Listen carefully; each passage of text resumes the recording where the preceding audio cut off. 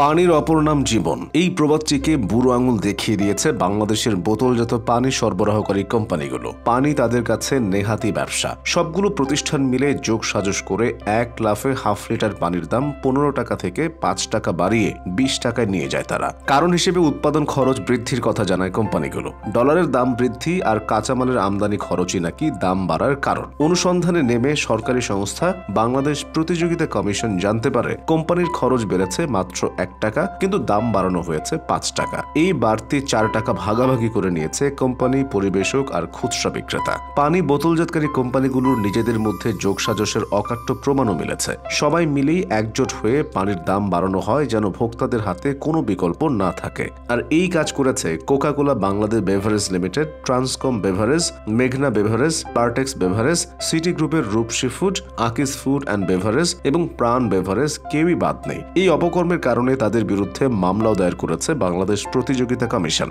কোম্পানিগুলো 2023 সালের জানুয়ারি থেকে সেপ্টেম্বর পর্যন্ত সময়ে আধা লিটার পানির বোতলের দাম 15 টাকা থেকে বাড়িয়ে 20 টাকা করে ফেলে। কেন দাম বাড়লো? এই প্রশ্নে সবার মুখস্থ জবাব। ডলারের দাম বেড়েছে কাঁচামালের খরচ ও বিদ্যুতের মূল্য বৃদ্ধি। সব মিলিয়ে উৎপাদন খরচ বেড়ে যাওয়ায় তারা পানির দাম বাড়িয়েছেন। বাস্তবে কোম্পানিগুলোর উৎপাদন খরচ বিশ্লেষণ করে কমিশন দেখতে পায় নামমাত্র উৎপাদন খরচ বাড়লেও দাম বৃদ্ধির মাধ্যমে মূলত কোম্পানি ভেদে মুনাফা বাড়ানো হয়েছে 71.23% থেকে 420% পর্যন্ত।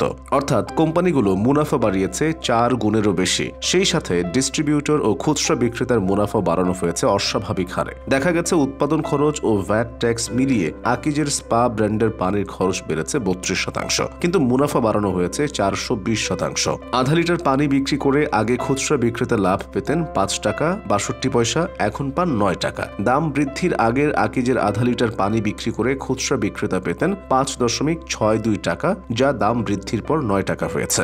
কোকা-কোলার কিনলে ব্র্যান্ডের উৎপাদন খরচ বেড়েছে সব মিলিয়ে 34% মতো। অন্যদিকে মুনাফা বেড়েছে 211%। খুচরা বিক্রেতা 15 টাকায় বোতল বেচে মুনাফা করতেন 6 টাকা 67 পয়সা, এখন 20 টাকায় বেচে মুনাফা করেন 8.5 টাকা। কোম্পানিটি ডিস্ট্রিবিউটর পর্যায়ে মুনাফা বাড়িয়েছে 30.13%। তদন্তে উঠে এসেছে একইভাবে অ্যাকোয়াফিনা বেচে ট্রান্সকম বেভারেজের মুনাফা বেড়েছে 71.23%, মেঘনা বেভারেজ লিমিটেডের ফ্রেশে 177.78%। অন্যদিকে ঢাকা ওয়াসার শান্তি নামক যে পানি বাজারে ছাড়ে তার উৎপাদন খরচ বাড়েনি, ফলে তারা পরিবেশক ও খুচরা বিক্রেতার কমিশনও বাড়ায়নি। তাদের পানির বোতলের দামও 15 টাকায় আছে, কিন্তু কম দামের এই পানিতে লাভ কম বলে বিক্রেতারা দোকানে রাখেন না, ফলে বাধ্য হয়ে বেশি খরচ করে পানি কিনে খাচ্ছে মানুষ। অর্থাৎ পানির যে উৎপাদন ব্যয় তার 3.5 থেকে 4 গুণ দামে কিনতে বাধ্য করা হচ্ছে ক্রেতাদেরকে। কোম্পানির মুনাফার চেয়ে বেশি মুনাফা করছে খুচরা বিক্রেতারা। 20 টাকায় আধা লিটার পানি বেচেই তাদের মুনাফা 8.5 থেকে